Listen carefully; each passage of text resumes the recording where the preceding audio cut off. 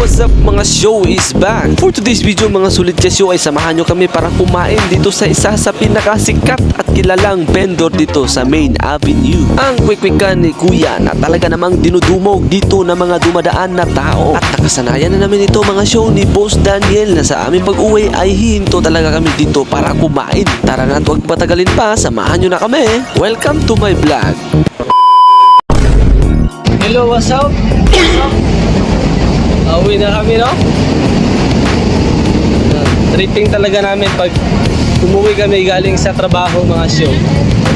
Is dinadaanan muna namin yung yung kwek-kwek na may kasamang pipino, no? Sa halagang 17 pesos. Mabubusog na kami yan para sa aming hapunan. So tara, let's go!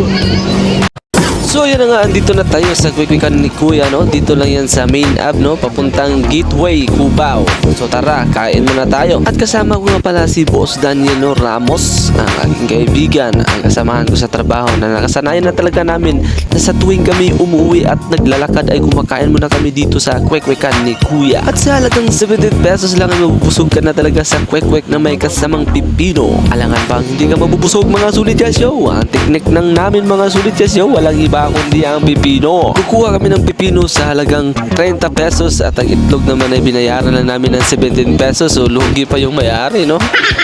Pero okay lang yan ni Kuya dahil suki na kami dito, no? Ito lang yung panghapunan namin, no? Every out namin sa trabaho, no? Ginagawang hapunan namin to, kaya minsan ay din na kami kumakain sa bahay. At nakakabilib din si Kuya mga sulit kasi, no? Dahil sa kanyang paninda ay nakapagtapos siya ng 5 kolehiyo.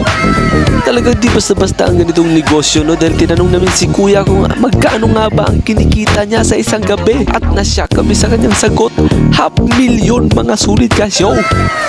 Kaya pala nakapagtapos ang kanyang 5 mga anak sa kolehiyo dahil sa laki ng kita nito gabi-gabi. Talaga namang hindi ka panipaniwala mga sulit ka show, pero totoo po yan mga sulit ka show. Dahil ang tindahan ni Kuya ay napakalakas talaga, talagang dinudumugan talaga ng mga tao na dumadaan dito. Simula kasi nang nalaos ang tindahan ni Diwata Paris Overload ay lumakas dito sa kwek-kwekan ni Kuya dito sa may Main Avenue papuntang Cubao. Kaya di ko talaga mapigilan na gumawa ng content dito mga sulit ka show. At yun na nga, tapos na po kami mga sulit ka show.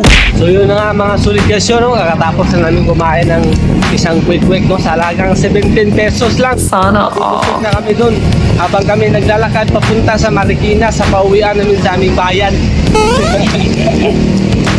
So pagdating namin dun sa bahay, hindi na kami kakain kasi nabusog na kami sa pipino eh. Yung binayaran namin 17 pesos pero yung pipino halagang 50 pesos. So yun lang po mga sulit ka show. Sana masuportahan ko ninyo. I love you so much every Tuesday.